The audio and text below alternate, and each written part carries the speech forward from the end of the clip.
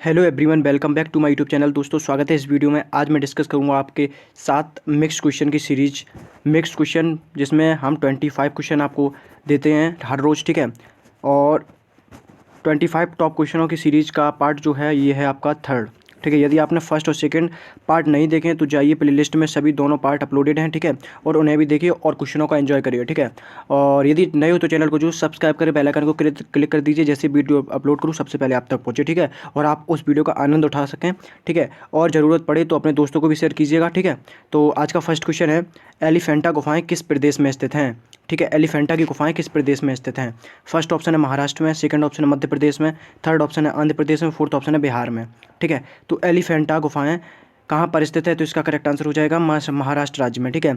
महाराष्ट्र राज्य में एलिफेंटा की गुफाएं स्थित हैं, ठीक है फ्रेंड्स। ऑप्शन नंबर ए इसका करेक्ट आंसर हो जाएगा। चलिए नेक्स्ट क्वेश्चन। नेक्स्ट क्वेश्चन है आपका, अजंता एलोरा की गुफाएं कहाँ स्थित हैं, ठीक है। अजंता एलोरा की गुफाएं कहाँ पर स्थित हैं, कौन से प्रदेश में स्थित हैं? फर्स्ट ऑप्शन है महाराष्ट्र में, सेकंड ऑप्शन है कर्नाटक में, थर्ड ऑप्शन है मध्य प्रदेश में, फोर्थ ऑप्शन है गोवा में, ठीक है। तो अजंता एलोरा की गुफाएं किस राज्य में स्थित हैं? तो इसका करेक्ट आंसर हो जाएगा आपका महाराष्ट्र राज्य में, ठीक है फ्रेंड्स। महाराष्ट्र राज्य में अजंता एलोरा की गुफाएं और एलिफेंटा की गुफाएं दोनों स्थित हैं, ठीक है फ्रेंड्स। ऑप्शन नंबर इसका करेक्ट आंसर हो जाएगा। चलिए नेक्स्ट क्वेश्चन। नेक्स्ट क्वेश्चन है आपका, हर्षचरित्र नामक ग्रंथ की रचना किसने की थी? हर्षचरित्र नामक ग्रंथ की रचना किसने की थी? फर्स्ट ऑप्शन है बाणभट्ट ने, सेकंड ऑप्शन है भास ने, थर्ड ऑप्शन है भवभूति ने, फोर्थ ऑप्शन है इनमें से कोई नहीं, ठीक है। तो हर्षचरित्र नामक ग्रंथ की रचना किसने की थी? तो इसका करेक्ट आंसर हो जाएगा बाणभट्ट ने, ठीक है। बाणभट्ट ने हर्षचरित्र नामक ग्रंथ की रचना की थी। तो फ्रेंड्स ऑप्शन नंबर इसका करेक्ट आंसर हो जाएगा। चलिए नेक्स्ट क्वेश्चन। नेक्स्ट क्वेश्चन है आपका, खजुराहो किस जिले में स्थित है? खजुराहो किस जिले में स्थित है? फर्स्ट ऑप्शन है आपका सतना में, सेकंड ऑप्शन है आपका छतरपुर में, थर्ड ऑप्शन है ग्वालियर में, और फोर्थ ऑप्शन है शिवपुरी में, ठीक है। तो खजुराहो किस जिले में स्थित है? खजुराहो सबसे पहली बात आती है, खजुराहो कहाँ किस प्रदेश में स्थित है? तो यह स्थित है आपका मध्य प्रदेश में, ठीक है। मध्य प्रदेश में स्थित है खजुराहो, ठीक। खजुराहो का मंदिर किसने बनवाया था? तो इसका यह बनवाया था चंदेल शासकों ने, ठीक है। चंदेल शासकों ने बनवाया था। तो खजुराहो किस जिले में स्थित है? तो इसका करेक्ट आंसर हो जाएगा छतरपुर जिले में, ठीक है। छतरपुर जिले में खजुराहो स्थित है। तो ऑप्शन नंबर 20 का करेक्ट आंसर हो जाएगा, ठीक है। ऑप्शन नंबर 20 का करेक्ट आंसर हो जाएगा। चलिए नेक्स्ट क्वेश्चन।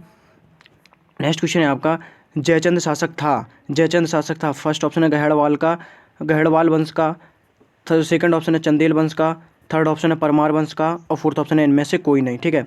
तो जयचंद शासक था, तो कौन से वंश का शासक था? तो फ्रेंड्स इसका करेक्ट आंसर हो जाएगा गहड़वाल वंश का, ठीक है। जयचंद जो शासक था वो था गहड़वाल वंश का। तो ऑप्शन नंबर ए इसका करेक्ट आंसर हो जाएगा, ठीक है। ऑप्शन नंबर ए इसका करेक्ट आंसर हो जाएगा। चलिए नेक्स्ट क्वेश्चन।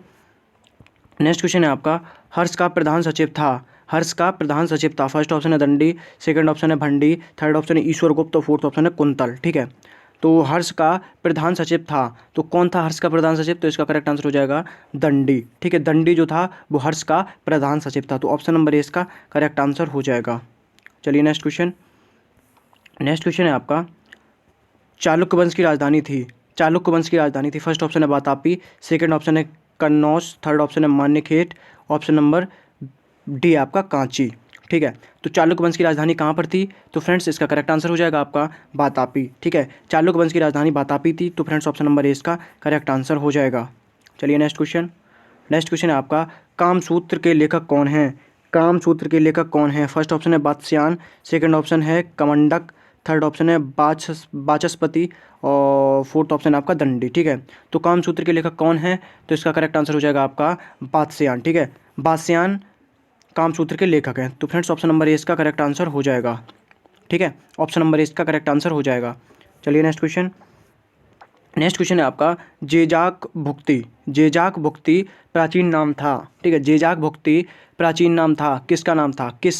तो फर्स्ट ऑप्शन है बघेलखंड का, सेकंड ऑप्शन है बुंदेलखंड का, थर्ड ऑप्शन है मालवा का, फोर्थ ऑप्शन है विदर्भ का, ठीक है। विदर्भ का। तो जेजाक भुक्ति प्राचीन नाम था, किसका था? तो इसका करेक्ट आंसर हो जाएगा बुंदेलखंड का, ठीक है। बुंदेलखंड का प्राचीन नाम था जेजाक भुक्ति, ठीक है। जेजाक भुक्ति बुंदेलखंड का पुराना नाम था। ऑप्शन नंबर 20 का करेक्ट आंसर हो जाएगा, ठीक है। चलिए नेक्स्ट क्वेश्चन।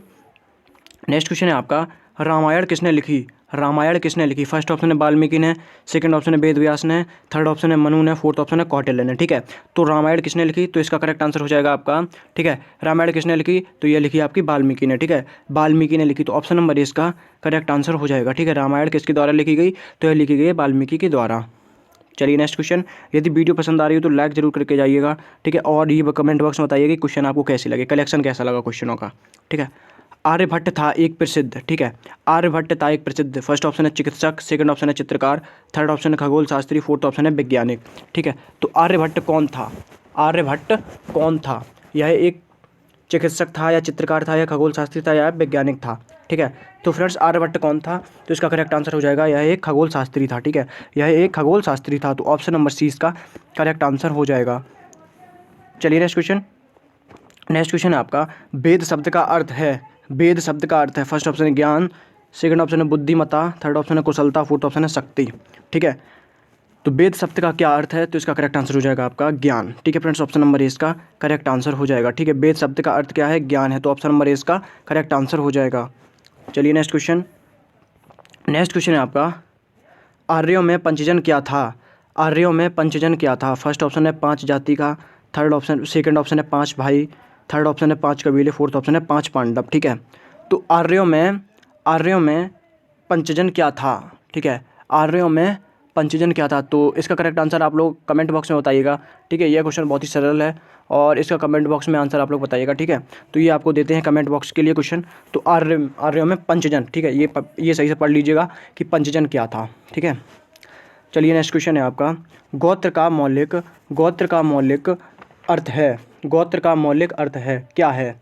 फर्स्ट ऑप्शन है आपका पुजारियों का समूह, सेकंड ऑप्शन है दासों का समूह, थर्ड ऑप्शन है आपका गौ समूह, फोर्थ ऑप्शन है अश्व समूह। ठीक है, तो गोत्र का मौलिक अर्थ क्या है? तो फ्रेंड्स इसका करेक्ट आंसर हो जाएगा गो समूह। ठीक है, गो समूह, गोत्र का मौलिक अर्थ है गो समूह, तो ऑप्शन नंबर सी इसका करेक्ट आंसर हो जाएगा। ठीक है, ऑप्शन नंबर सी इसका करेक्ट आंसर हो जाएगा। तो चलिए नेक्स्ट क्वेश्चन। नेक्स्ट क्वेश्चन है आपका, उपनिषद का अर्थ है, उपनिषद का अर्थ है। फर्स्ट ऑप्शन है दूर बैठना, सेकंड ऑप्शन है ऊपर बैठना, थर्ड ऑप्शन है नीचे बैठना, फोर्थ ऑप्शन है निकट बैठना। ठीक है, तो उपनिषद का क्या अर्थ है? तो इसका करेक्ट आंसर हो जाएगा निकट बैठना। ठीक है फ्रेंड्स, ऑप्शन नंबर डी इसका करेक्ट आंसर हो जाएगा। ठीक है, निकट बैठना, उपनिषद का क्या अर्थ है? निकट बैठना। चलिए नेक्स्ट क्वेश्चन। नेक्स्ट क्वेश्चन है आपका, सबसे प्राचीन स्वर्ण सिक्का कौन था? सबसे प्राचीन स्वर्ण सिक्का कौन था? फर्स्ट ऑप्शन है शतमान, सेकंड ऑप्शन है किरणल, थर्ड ऑप्शन है आपका निष्क और फोर्थ ऑप्शन है आपका पंचमार्क। ठीक है, तो सबसे प्राचीन सिक्का कौन सा था? तो इसका करेक्ट आंसर हो जाएगा निष्क। ठीक है, जो निष्क सिक्का था, स्वर्ण सिक्का था, वो सबसे प्राचीन स्वर्ण सिक्का था। ठीक है फ्रेंड्स, ऑप्शन नंबर सी इसका करेक्ट आंसर हो जाएगा। चलिए नेक्स्ट क्वेश्चन। नेक्स्ट क्वेश्चन है आपका, भारत पर सर्वप्रथम आक्रमण करने वाले विदेशी थे। भारत पर सर्वप्रथम आक्रमण करने वाले विदेशी थे। फर्स्ट ऑप्शन है ईरानी, सेकंड ऑप्शन है यूनानी, थर्ड ऑप्शन है शक, फोर्थ ऑप्शन है हुड। ठीक है, तो भारत पर सर्वप्रथम आक्रमण करने वाले विदेशी कौन थे? तो फ्रेंड्स इसका करेक्ट आंसर हो जाएगा आपका, ठीक है, भारत पर सर्वप्रथम आक्रमण करने वाले कौन थे? तो यह इसका करेक्ट आंसर हो जाएगा ईरानी। ठीक है, ईरानी जो थे वो भारत पर सर्वप्रथम आक्रमण करने वाले विदेशी थे। ठीक है फ्रेंड्स, ऑप्शन नंबर इसका करेक्ट आंसर हो जाएगा।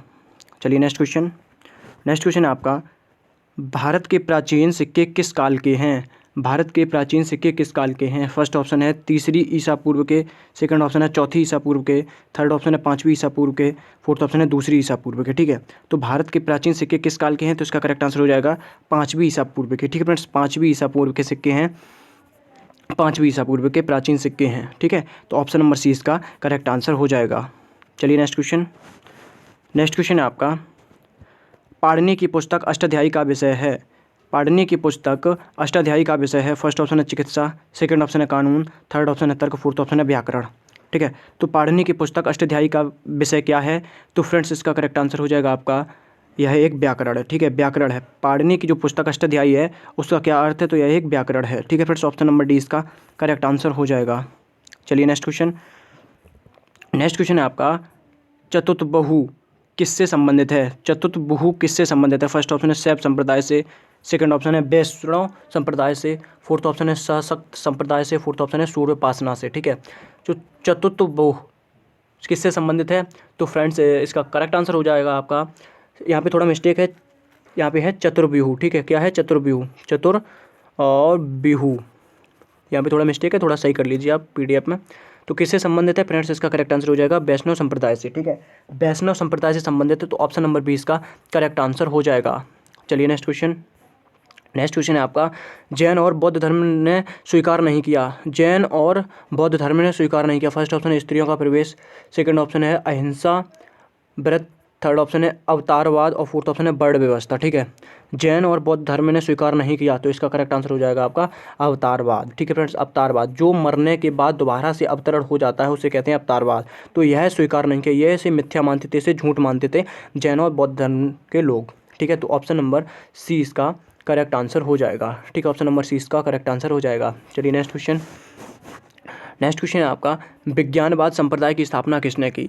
विज्ञानवाद संप्रदाय की स्थापना किसने की। अब थोड़ा यहाँ पे समझ लीजिए कि विज्ञानवाद क्या है। यह एक है योगाचार। ठीक है, योगाचार, यह एक है योगाचार। ठीक है, तो संप्रदाय की स्थापना किसने की, योगाचार संप्रदाय की स्थापना किसने की। तो फर्स्ट ऑप्शन है आपका वसुबंधु ने, सेकंड ऑप्शन है नागार्जुन ने, थर्ड ऑप्शन है अश्वघोष ने, फोर्थ ऑप्शन है मैत्रेयनाथ ने। ठीक है, मैत्रेयनाथ ने, थोड़ा मिस्टेक है, मैत्रेयनाथ ने। ठीक है, मैत्रेयनाथ ने। तो विज्ञानवाद संप्रदाय की स्थापना किसने की, तो इसका करेक्ट आंसर हो जाएगा आपका मैत्रेयवाद ने। ठीक है, मैत्रेयवाद ने, तो ऑप्शन नंबर डी इसका करेक्ट आंसर हो जाएगा। ठीक है, मैत्रेयवाद ने विज्ञानवाद संप्रदाय की स्थापना की। चलिए नेक्स्ट क्वेश्चन। नेक्स्ट क्वेश्चन है आपका, भारत का आइंस्टीन के नाम से कौन जाना जाता है। भारत का आइंस्टीन के नाम से कौन जाना जाता है। फर्स्ट ऑप्शन है कालिदास, सेकंड ऑप्शन है अश्वघोष, थर्ड ऑप्शन है नागार्जुन, फोर्थ ऑप्शन है धर्मपाल।